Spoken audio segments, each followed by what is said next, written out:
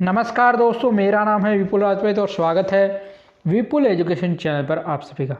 दोस्तों, कक्षा 9 की हिंदी की जो क्षितिज हमारी पुस्तक चल रही थी, जिसका हम पाठ नंबर 4 पढ़ रहे हैं, जिसका नाम है सांवले सपनों की याद। इसका पहला वीडियो हमने बना दिया है, उसका लिंक आपको आई बटन में मिलेगा। इसके अलावा जो 3 पाठ हमने पढ़ाए उनके भी लिंक आपको आई बटन में मिलेंगे, आप जाकर उनको देख सकते हैं। चलिए आज इस पाठ को आगे बढ़ाते हैं। तो देखिए, आगे है, मिथकों की दुनिया में इस सवाल का जवाब तलाश करने से पहले एक नज़र कमज़ोर काया वाले उस व्यक्ति पर डाला जाए जिससे हम सलीम अली के नाम से जाना जाए। यानी मिथकों की, मिथक मतलब भ्रम की जो दुनिया है, इसमें ये जो सवाल है, इनके जवाब जो हमने पीछे पूछे थे कृष्ण जी के बारे में, इनके जवाब तलाश करने से पहले हम एक कमज़ोर काया वाले यानी उस व्यक्ति यानी जिसके हम सलीम अली के नाम से जानते हैं, उन पर हम थोड़ी नज़र डाली। उम्र को सती तक पहुंचने में थोड़े ही दिन बच रहे थे। यानी उम्र को सती तक यानी 100 वर्ष तक होने में उनके थोड़े ही दिन बचे थे। संभव है लंबी यात्राओं की थकान ने उनके शरीर को कमज़ोर कर दिया। यानी जो उन्होंने बहुत सारी लंबी लंबी यात्राएं की है प्रकृति के लिए, तो उनकी यात्राओं की थकान ने उनको शरीर को कमज़ोर कर दिया और कैंसर जैसी जानलेवा बीमारी उनकी मौत का कारण बनी हो। और कैंसर जो है उनको था, उसके कारण उनकी मौत हुई। लेकिन अंतिम समय तक मौत उनकी आंखों से वह रोशनी छीनने में सफल नहीं हुई जो पक्षियों की तलाश और उनकी हिफाजत के प्रति समर्पित थे। यानी अंतिम समय तक जो मृत्यु है वो भी उनकी आंखों से वह रोशनी छीनने में सफल नहीं हुई जो पक्षियों की तलाश करते थे और उनकी हिफाजत के प्रति उनकी समर्पण था। सलीम अली की आंखों पर चढ़ी दूरबीन उनकी मौत के बाद ही तो उतरी थी। यानी सलीम अली की आंखों पर जो दूरबीन रहती थी उनकी मौत के बाद ही उतरी थी। उन जैसा बर्ड वाचर शायद ही कोई हो, यानी उन जैसा जो पक्षियों को देखने वाला शायद ही कोई हो। लेकिन एकांत क्षणों में सलीम अली बिना दूरबीन भी देखे गए। यानी एकांत क्षण में, यानी एकांत मतलब अकेलेपन में जो है सलीम अली बिना दूरबीन देखे गए हैं। दूर क्षितिज तक फैली जमीन और छुपके आसमान को छूने वाले उनकी नज़रों में कुछ कुछ वैसा जादू था। यानी दूर क्षितिज तक जो फैली, क्षितिज का मतलब जहाँ पर धरती और आसमान का मतलब एक मतलब मिलना, जो किनारा होता है या मिलना होता है, वो स्थान को क्षितिज कहते हैं। वहाँ तक फैली जमीन और झुके आसमान को छूने वाले उनके नजरे में कुछ जादू वैसा ही था जो प्रकृति को अपने घेरे में बांध लेता, यानी प्रकृति को भी अपने घेरे में बांध लेता था। सलीम अली उन लोगों में थे जो प्रकृति के प्रभाव में आने के बजाय प्रकृति को अपने प्रभाव में लाने के कायल होते हैं। यानी सलीम अली उन लोगों में से जो प्रकृति के प्रभाव नहीं आते बल्कि प्रकृति को अपने प्रभाव में लाते थे। उनके लिए प्रकृति में हर तरफ एक हंसती खेलती रहस्य भरी दुनिया पसरी थी। यानी प्रकृति में उनकी तरफ, प्रकृति जो है उसमें हर तरफ उनकी तरफ जो एक हंसती खेलती और रहस्यों से भरी दुनिया थी। ये दुनिया उन्होंने बड़ी मेहनत से अपने लिए गढ़ी थी। यानी ये दुनिया जो है अपनी बड़ी मेहनत से अपने लिए बनाई थी। इसके गढ़ने में उनके जीवन साथी तहमीना ने काफ़ी मदद पहुँचाई। यानी उनकी जो जीवन साथी थी, उनकी जो पत्नी थी तहमीना, उन्होंने काफ़ी मदद पहुँचाई थी। तहमीना स्कूल के दिनों में उनकी सहपाठी रही थी। यानी तहमीना जो है स्कूल के टाइम से उनकी सहपाठी रही थी। अपने लंबे रोमांचकारी जीवन में ढेर सारे अनुभवों के मालिक सलीम अली एक दिन केरल की साइलेंट वैली को रेगिस्तान हवा के झोंकों से बचाने का अनुरोध लेकर चौधरी चरण सिंह से मिले थे। यानी अपने जो लंबे रोमांचकारी, यानी हर समय जो मतलब रोमांच होता है, जिसे कहते हैं इंग्लिश में जिसे कहते हैं रोमांच, मतलब एक्साइटमेंट आप कह सकते हैं, या एडवेंचर, जो उनकी लाइफ थी, एडवेंचर की लाइफ थी, उसमें ढेर सारे अनुभवों के मालिक जो है सलीम अली एक बार केरल की जो साइलेंट वैली है इसको रेगिस्तानी हवाओं के झोंके से बचाने के लिए उस समय के जो प्रधानमंत्री थे चौधरी चरण सिंह, उनसे मिले।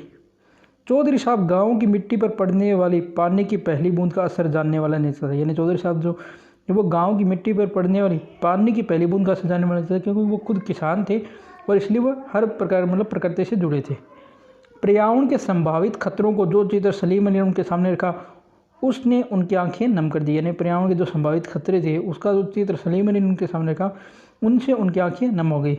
आज सलीम अली नहीं है, चौधरी साहब भी नहीं है, कौन बचा है जो अब सोंधी माटी परोगी फसलों के बीच एक नए भारत की नींव रखने का संकल्प लेगा? कौन बचा है जो हिमालय और लद्दाख की बर्फीली ज़मीनों पर जीने वाले पक्षियों की वकालत करेगा? यानी आज सलीम अली भी नहीं है और चौधरी चरण सिंह भी नहीं है, तो अब कौन बचा है जो सोंधी माटी परोगी जो फसलें हैं इनके बीच एक नवीन भारत की संकल्पना करेगा?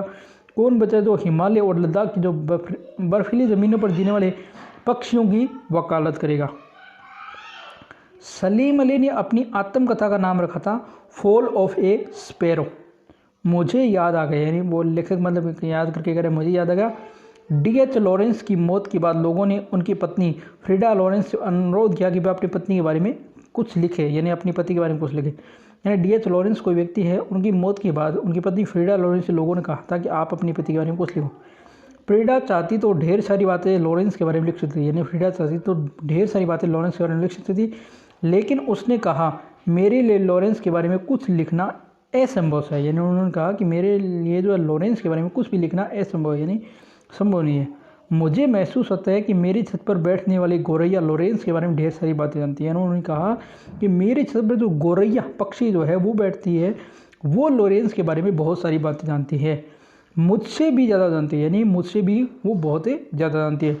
वो सचमुच इतना खुला और सादा दिल आदमी था, मुमकिन है कि लॉरेंस मेरी रगों और मेरी हड्डियों में समाया हो। यानी उसने कहा कि वो इतना खुला और सादा दिल आदमी था कि लॉरेंस मेरी रगों और हड्डियों में समाया है, लेकिन मेरे लिए कितना कठिन है उसके बारे में अपने अनुभव को शब्दों में जमा पाना है। लेकिन मेरे लिए बहुत कठिन है कि उसके बारे में अपने शब्दों में कुछ भी लिखना। मुझे यकीन है कि मेरी छत पर बैठी गौरैया उसके बारे में और हम दोनों के बारे में मुझसे ज़्यादा जानते हैं। यानी मेरी छत पर जो गौरैया बैठती है वो उसके बारे में और हम दोनों के बारे में मुझसे ज़्यादा जानकारी रखती है।